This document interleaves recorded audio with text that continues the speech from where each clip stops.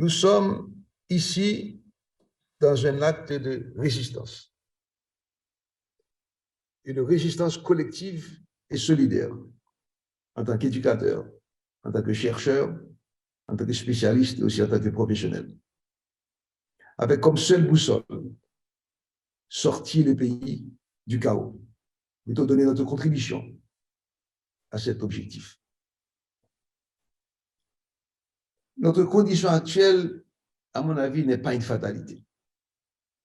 Et nous devons trouver le chemin vers la sortie.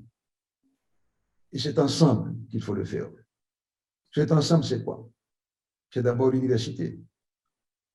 L'université, d'abord réunie avec elle-même, hors des clivages traditionnels, public-privé, ou laïque, ou religieux, ou national, étrangère.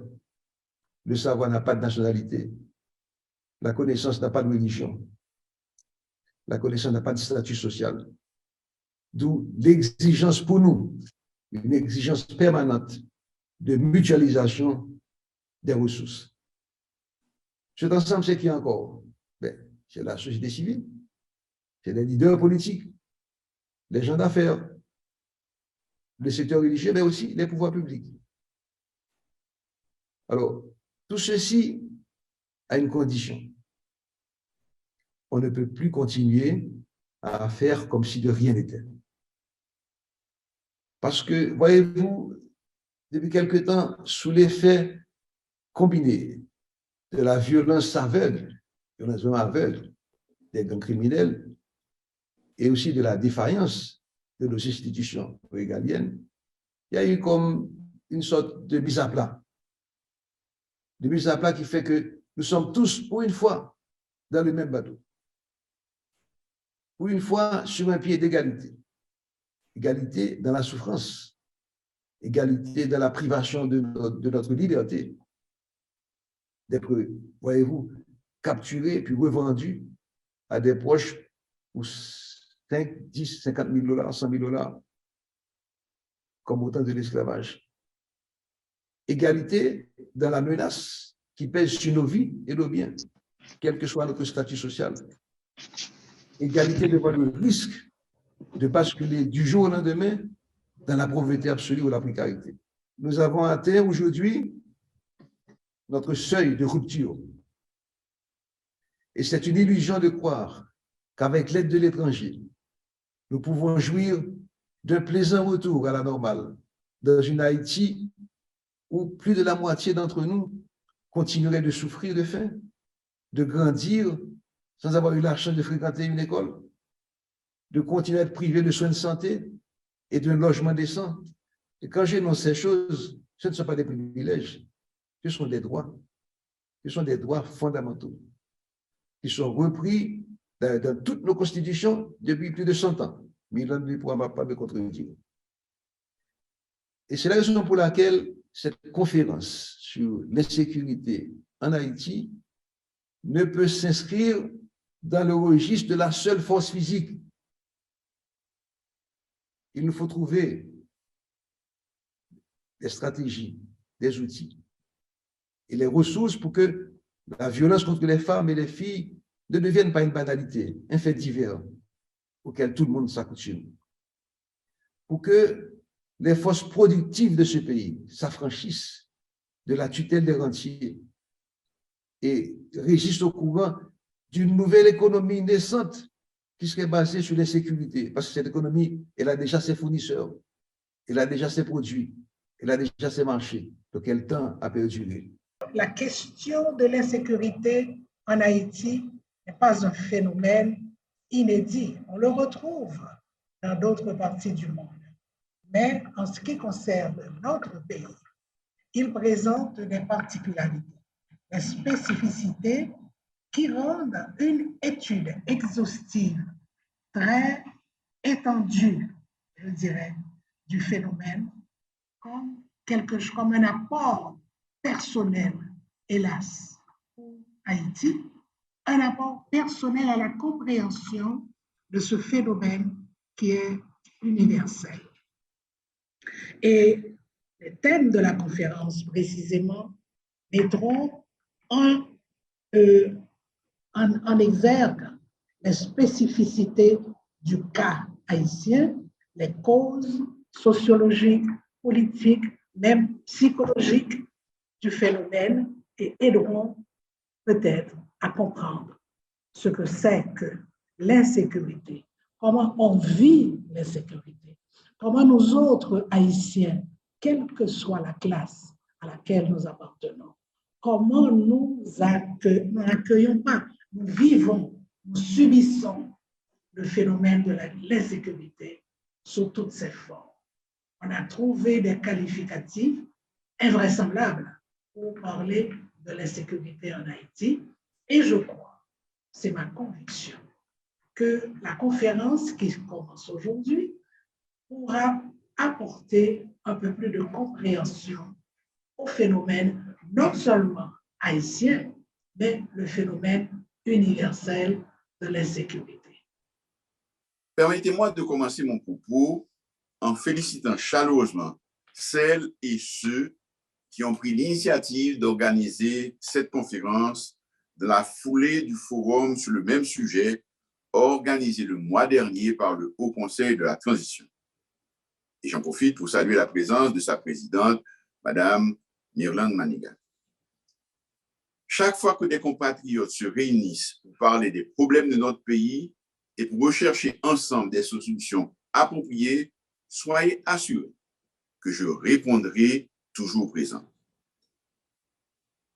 Je l'ai souvent dit et répété, l'insécurité constitue aujourd'hui l'un des principaux, si ce n'est le principal sujet de préoccupation des Haïtiennes et des Haïtiens. Y apporter des solutions durables demeure une urgence et un préalable pour sortir notre pays du bourbier dans lequel il est plongé depuis trop longtemps. Recréer les conditions et un environnement sécuritaire propice pour une reprise d'une vie normale, pour garantir la libre circulation des personnes et des biens sur toute l'étendue du territoire et le redémarrage des activités économiques pour favoriser la tenue d'élections libres et inclusives et redonner le dernier mot au peuple haïtien dans le choix de ses dirigeants et ses dirigeantes à tous les niveaux. L'insécurité est un phénomène qui touche de près ou de loin l'ensemble de nos compatriotes, toutes catégories confondues. Qui d'entre nous n'a pas été personnellement touché ou ne connaît quelqu'un, un parent, un proche ou un ami, victime de la fureur et des exactions des gangs armés? Ils ont frappé dans mon entourage immédiat et en plusieurs occasions. Mais nous ne sommes pas là pour nous plaindre ou nous lamenter. Nous sommes là pour analyser, comprendre et proposer des solutions. J'ai entendu certains dire que le combat contre l'insécurité est une question secondaire ou accessoire. Je ne partage pas ce point de vue. Je crois que c'est le point de départ de la résolution de nos crises multiples. La situation sécuritaire que nous connaissons est une des conséquences de la pauvreté abjecte dans laquelle vivent beaucoup trop de nos jeunes et même de nos enfants.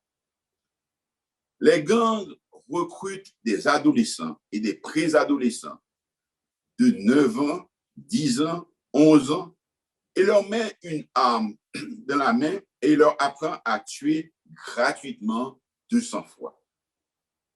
Cela nous interpelle. Nous devons certes sévir contre les bandits, les criminels, les kidnappeurs et les violeurs. Mais pour ces enfants, le taux répressif n'est pas la solution. Nous devons trouver les bonnes formules pour les sortir du cercle vicieux de l'engrenage de la violence. La semaine dernière, je me suis retrouvé sur la même longueur d'onde que le président Lula, qui me disait qu'à côté de la nécessaire répression sévère des bandits, il faut penser à créer les conditions pour sortir les jeunes de la misère et leur donner une espérance, un avenir différent de ce qui leur est proposé aujourd'hui. Quand nous avons plus de 5 millions de nos compatriotes qui vivent dans l'insécurité alimentaire, il est illusoire de penser que nous pourrons empêcher à des jeunes qui ne mangent pas à leur faim de se laisser tenter par l'argent facile que peut leur procurer le banditisme. Mais attirer les investissements créateurs d'emplois bien rémunérés, faire revenir des touristes en masse dans notre pays, augmenter notre production agricole requiert de la sécurité et de la stabilité. D'où l'obligation qui nous est faite en tant que responsables de poser sans faux semblant et sans complaisance le diagnostic sur la situation sécuritaire. Il nous incombe de mobiliser toutes les énergies, toutes les bonnes volontés, toutes les compétences pour réfléchir ensemble sur les bonnes approches. Le constat est clair. Notre police nationale, en dépit de sa bonne volonté, du courage de ses unités combattantes, ne dispose pas du matériel, des équipements et de la formation appropriée pour indiquer rapidement le phénomène. Le gouvernement a consenti des sacrifices considérables pour lui fournir des équipements et des matériels qui nous sont livrés au compte-gouttes, ceux qui nous empêchent d'avoir l'impact que nous avons planifié en agissant sur plusieurs fronts à la fois. La PNH perd chaque jour des effectifs, ce qui limite considérablement ses capacités d'intervention. Il y a plus de policiers qui quittent la PNH que de nouveaux éléments formés à l'académie de police. Si nous ne devons compter que sur la PNH, nous pourrons certes venir à bout du phénomène, mais cela prendra beaucoup de temps et cela nous coûtera cher en vies humaines et en conséquences politiques et économiques.